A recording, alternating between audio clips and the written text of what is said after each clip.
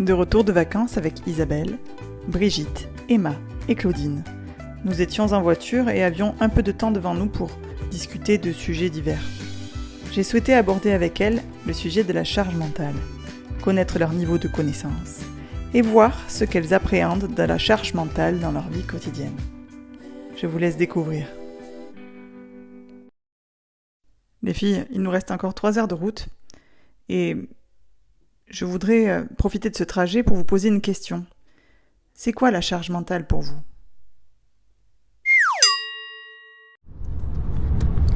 Alors pour moi, la charge mentale, c'est de ne pas avoir la capacité d'être dans un seul tunnel. Soit le tunnel de la vie privée, la vie de famille ou celle du travail, et de devoir jongler toute la journée avec ces multiples tunnels sans pouvoir en sortir. Pour moi, la charge mentale, c'est d'avoir l'esprit obstrué, gêné par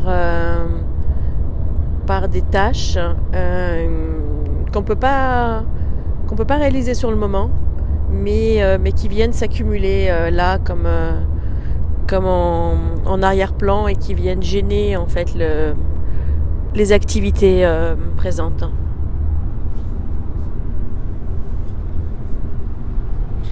Alors pour moi la charge mentale en effet c'est pareil, c'est un peu de devoir penser tout le temps à ce qu'il y a à faire, à ce qu'il y a à anticiper, que ce soit personnellement, pour les enfants, la famille ou le travail, mais moi c'est plus quand même côté personnel, devoir tout anticiper pour les enfants, avoir toujours l'esprit occupé.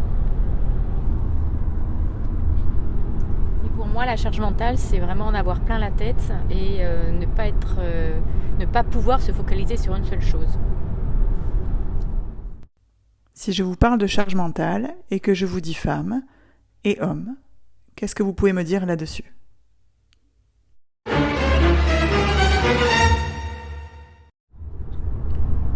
On associe souvent la charge mentale à une charge qui pèse sur les femmes parce qu'elles gèrent plus la vie domestique en plus de leurs activités professionnelles. Je pense que certains hommes aussi ont une charge mentale importante. En tant que femme, c'est plus difficile pour moi de me projeter, mais à mon avis, c'est pas que féminin la charge mentale. Alors je suis d'accord, je pense que c'est pas que féminin, mais je pense que dans le modèle du couple hétérosexuel, l'homme en a moins parce que le modèle a été fait, en tout cas existe de cette manière-là, ou en tout cas il a plus de facilité à s'en prémunir ou à s'en décharger.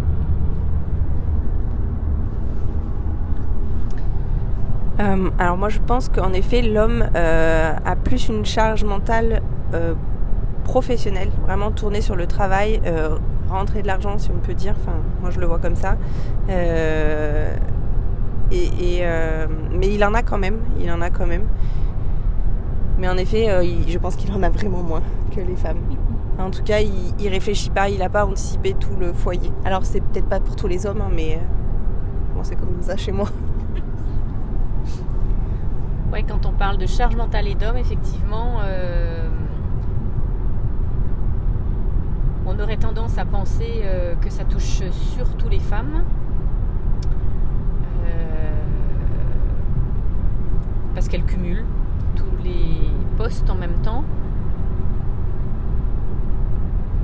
Mais la charge mentale peut être également dans le milieu professionnel ou loisir, sans mettre trop, avoir trop d'objectifs, vouloir trop faire de choses en même temps. Et du coup, ne pas réussir c'est toujours pareil, à se concentrer sur le plus important. Voilà, avoir la tête vraiment polluée par plein de choses à faire. Donc ça concerne aussi les hommes, mais on l'associe plus aux femmes qui cumulent les responsabilités professionnelles, familiales, sociales. Et à votre avis, la charge mentale peut-elle être vécue positivement ?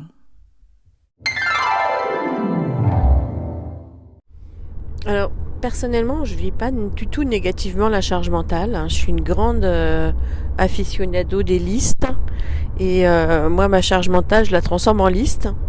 Et je pense que c'est presque quelque chose qui me rassure que d'avoir toujours une liste de trucs à faire devant moi, plutôt qu'un grand vide, qui serait, je pense, plus angoissant pour moi.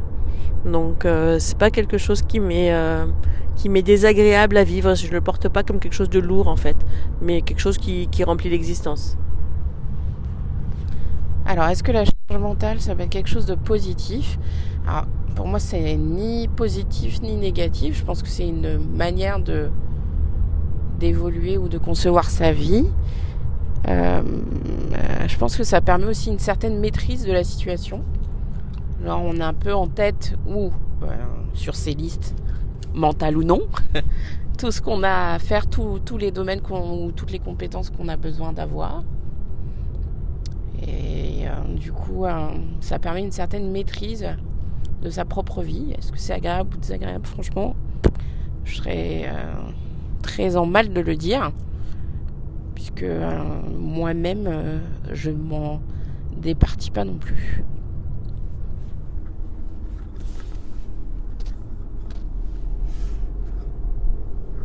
Alors moi, j'ai eu du mal à la voir positive, la charge mentale. Parce que je pense que justement, c'est quelque chose qui fait qu'on n'est pas serein et qu'on est pollué, comme dit Claudine, on est pollué et qu'on n'arrive pas à prendre de décisions sereinement. J'ai un peu de mal à la voir positivement. En fait, pour moi, la charge mentale, c'est comme le stress. C'est dopant jusqu'à un certain niveau.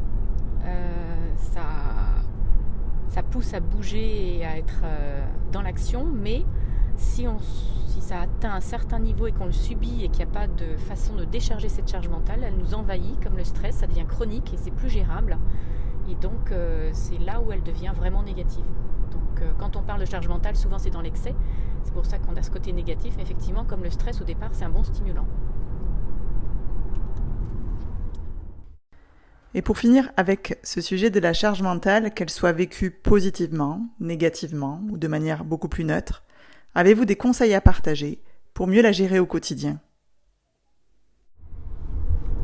Un conseil pourrait être peut-être de se dire qu'il y a beaucoup de choses que l'on peut partager dans les tâches qui viennent remplir la charge mentale. Partager avec nos proches, partager avec nos enfants, partager avec notre conjoint. Et des fois, partager veut dire aussi laisser faire les autres d'une manière qui ne nous convient pas forcément. Mais c'est aussi laisser sa chance aux autres de prendre leur place dans certaines tâches dans la famille, de faire les choses un peu différemment et de se libérer d'une charge mentale. Donc je pense que des fois, on est aussi un petit peu pris dans notre propre jeu à vouloir tout faire, tout contrôler, alors qu'il y a des choses qu'on peut laisser faire et ne pas contrôler et on s'en porte pas si mal, même peut-être mieux. Alors, un conseil pour la charge mentale. La charge mentale, ouais, je pense que c'est aussi ça vient aussi en tout cas, l'excès de charge mentale vient aussi d'une volonté de contrôle, effectivement. Et peut-être juste le réaliser et aussi le partager. Je pense que ça, c'est une bonne chose. Le communiquer ce qui nous pèse, pour voir jusqu'à quel niveau de charge mentale on n'arrive plus à supporter. Je pense que ça peut être intéressant. Et aussi, essayer de se vider la tête, là, faire des listes le soir avant de se coucher. Ouais, pareil, adepte des listes. Mais surtout, vraiment essayer de pratiquer le lâcher-prise sur ce qu'on ne peut pas faire. Et puis, si on oublie quelque chose, c'est peut-être pas dramatique. Voilà, je conseille vraiment le lâcher-prise. Pour alléger la charge mentale, moi je conseillerais éventuellement d'exprimer ses besoins, ses demandes de façon claire, parce que souvent on attend qu'en fait les personnes autour de nous anticipent et répondent exactement à ce qu'on voudrait comme allègement. Donc demander simplement de l'aide, tout simplement, de façon claire.